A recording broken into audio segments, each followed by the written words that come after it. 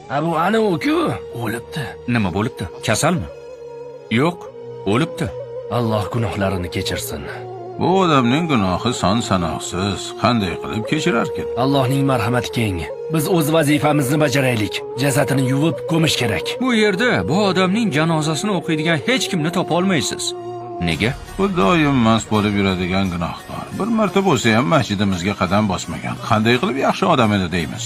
Kunduzi bo'lsa ham, Ramazon bo'lsa ham doimo qo'lida shisha, yonida bir talay bema'ni ayollar. Mahalladan shu ahvolda o'tib ketardi. Shuning uchun ham yiqilgan joyda qolaversin. Boshqalarga saboq bo'ladi. Qani ketdik. Buni shunday qoldiramizmi? Qoldirmaymiz. Bu ish o'zimizga qoldi. Yur, g'assolxonaga olib boraylik. Ammo bu odamning oilasi bormi bilmaymiz ham.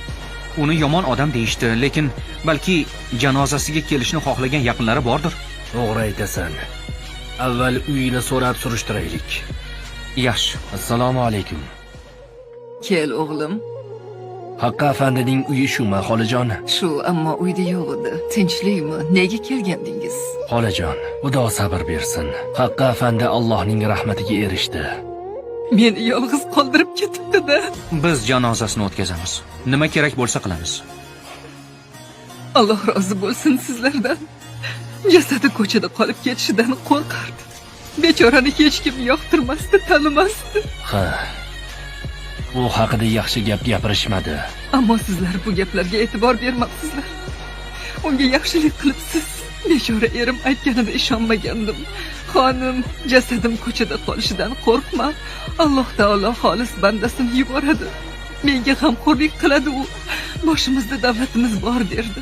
Erim alomat odam edi. Kechgacha do'konda ishlardi.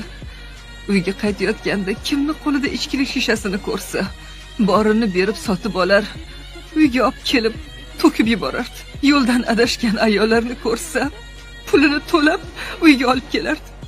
Shu muddat ichida nasihat qilib, rivoyatlar aytib berardi. Mahalla aholisi boshqacha fikrda ekan. Mahalla aholisi meni erimni tanimas edi. Namoz o'qigani eng olis masjidlarga borardi. Biz ham Ramazon kuni namoz o'qigani eng uzoqdagi masjidga borgandik. Haqqa afandini o'sha yerda uchratdik. Bugungi hikmatni Haqqa afandining hayotidan olish nasib qilgan ekan.